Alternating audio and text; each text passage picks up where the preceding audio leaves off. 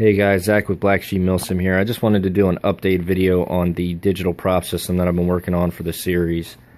I covered some of this stuff in the last video. I've made a bunch of software changes and added some new hardware, changed some stuff around here I'll get into in a second once I get a game type going.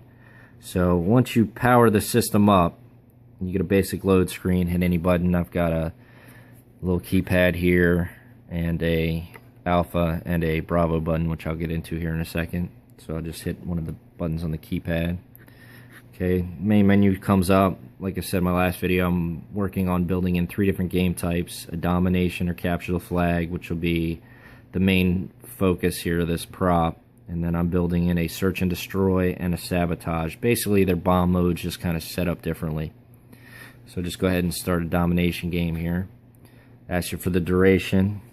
I'll just do a quick one here and do 3 minutes. Okay, now the arm time. When you're setting up the arm time, you really got to think of this as double, because it's going to be the time that it takes to flip a flag from one state to the other. So if the flag's on alpha, and I'll just, let's say 2 seconds here. If the flag's on alpha, I'm going to have to hold down the Bravo button for 2 seconds for the flag to go to neutral, and then 2 more seconds for it to go from neutral to Bravo, which I'll show you here in a second. The reason why I'm setting up a timer here is so that it's not quick. You'll actually have to have a guy stand there and hold the button for a minute or however long we set this up for during the game.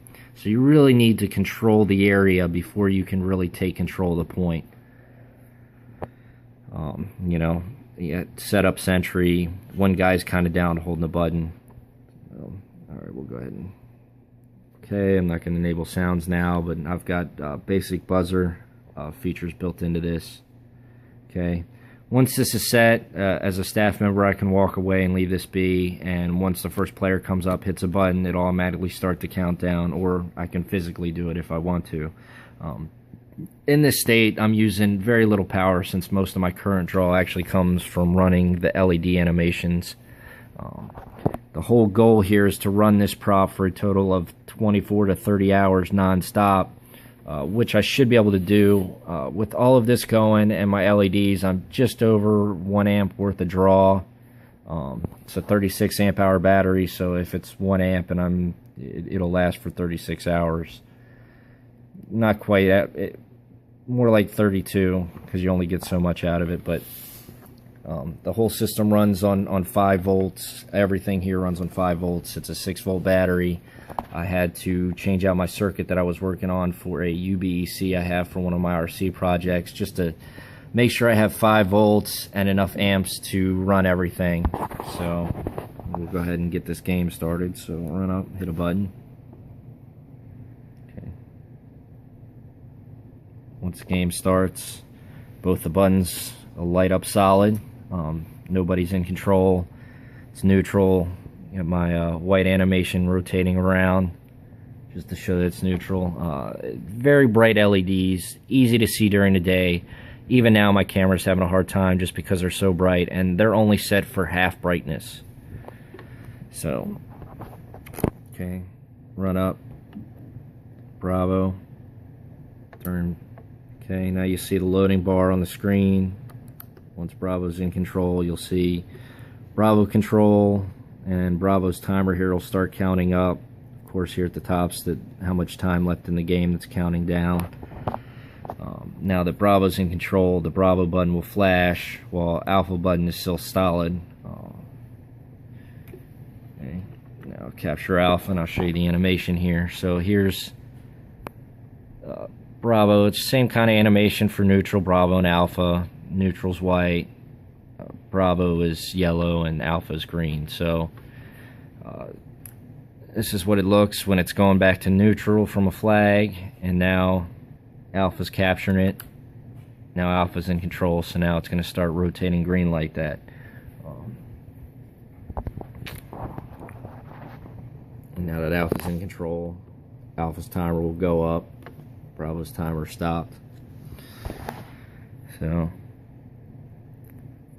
lots of things here. I'm still working in some stuff, some data logging. I want to be able to kind of log it to a memory card each time the flag switches sides, who did it. I want to work in a what platoon, squad, and stuff capture, so we can start tracking this stuff during the game, so we can see like which squads were more active that game, who captured more points, and so on. Which, you know, once you go through the buttons, I'll just have it pop up on the screen, entering that information, and then you can do like A 1-1 or B, you know, 2-3 or whatever squad and platoon inside you're on, and it'll just add it into the data logging, which I'm working on implementing. Another feature that was suggested to me that I'm going to work on is to actually have a start game password. So essentially, it'll be locked out waiting for a password before it starts the location. So we can set this up as different mission types where somebody has to go and get intel to unlock a certain location. That way they can go in and easily take control of it, and the other side can't really do anything until it's been unlocked. Another feature that I want to work on is a return to neutral flag. I want to add in another timer and a menu. It'll be like a simple like yes or no. Do you want to return to neutral? Yes or no. If you hit yes, it'll ask you for a time. I want to be able to do this during the game so that guys will actually have to patrol around more and defend objectives. If not, then it'll automatically go back to neutral. Nobody's scoring. So these are just some of the ideas that I've been working on here. I've been playing around with them a little bit, but I just wanted to show a lot of these changes here. So now that the game's over, displays the total time. Alpha held this objective longer, so it says Alpha team dominated, and then shows me the times for each side. Also, because Alpha held this point longer, the button for Alpha lights up solid, and then my light here rotates around red. It's locked out. No matter what I do here, I can't. It doesn't do anything. I can hit a bunch of buttons on the keypad. So that's about it in a nutshell. I'll get into some of the technical stuff now. Like I've had a lot of guys suggest to me they want me to do this on an Uno, which I started with, but the Uno lacks the memory for the size of the program that I've already built to, and I'm still adding more. It also lacks the RAM to run the NeoPixels, plus all these timers that I have going on.